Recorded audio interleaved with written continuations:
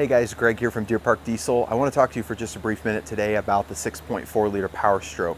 I've got one behind me here. You probably only see about half of it because we had to pull the cab off of it. Pretty common in these repairs. I get a lot of questions about these trucks and is it a good truck? You know, how much does it cost to fix them? The answer is, it's hard to say. In this case, this truck came in with a very common problem. The customer is complaining of a popping noise out of the intake. There's a couple possible causes: broken rocker arms, bent push rods, but the most common is that they turn the lifters sideways on the cam, or they lock them up and spit the needle bearings out, and they grind the lobes off the cam, causing decreased valve travel.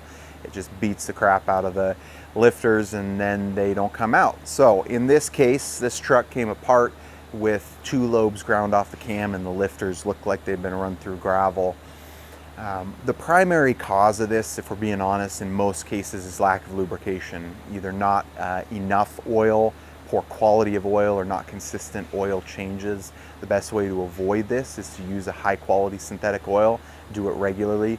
And the reason that this is really important is because an engine repair like this is significant.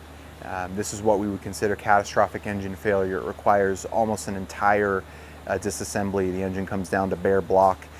In this one, it also had scuffing on one of the cylinder walls, so it's going to require machine work, new pistons, bearings, camshaft lifters, rockers, the whole 9 yards. So if you have a 6.4 liter Powerstroke and you want to avoid something like this, the best thing I can tell you is do your maintenance. Do those good oil changes, use quality oil, and do it consistently.